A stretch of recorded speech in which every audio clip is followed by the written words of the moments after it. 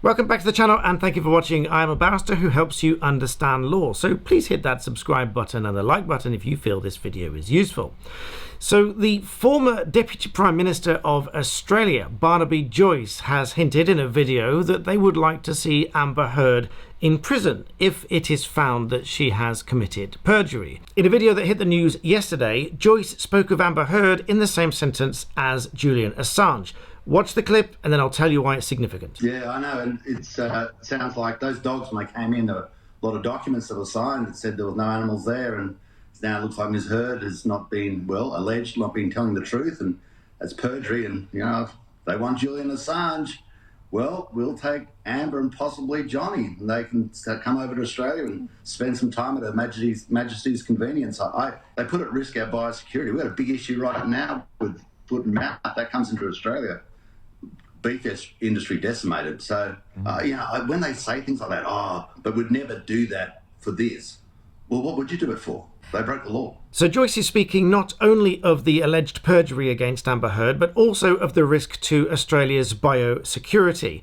Because it's a well-known fact that introducing a foreign species or breed into the country without controls and quarantine and tests and so on, that it could be a significant risk to the entire animal population of the country. And echoing many comments that I've said in previous videos, if Amber is found to have committed perjury, then ultimately she has broken the law. Again, and more severely so, if this turns out to be the case, than she did when she pleaded guilty previously. All of this, as I said previously, if you weren't quite aware, because of Kevin Murphy's statement that came up in the UK trial, whereby Kevin Murphy had said that Amber had told Australia that he had said that it was okay to take the dogs into the country. He said ultimately that that was not true. He didn't tell her that. And that was in his witness statement, and that has now been revealed and has been looked at by the Australian authorities. In previous videos, I've mentioned to you that it seems highly likely that the FBI with its Australian office is cooperating with Australia looking into the charges. And if she is ultimately charged and ultimately found guilty, then it doesn't take much of an argument to understand that that is a very serious offence.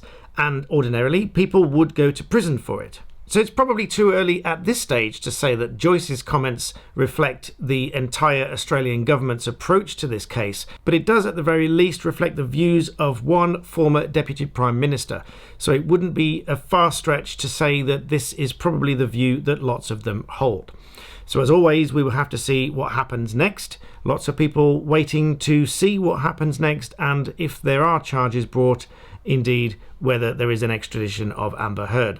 So as always, I would appreciate you like this video and subscribe if you want me to keep following these stories as they unfold among my library of many hundreds of other legal videos that you might find of interest. So please hit the subscribe button and the bell. Do dig into my video library and archive, see what you find interesting there, and as always, thank you for watching.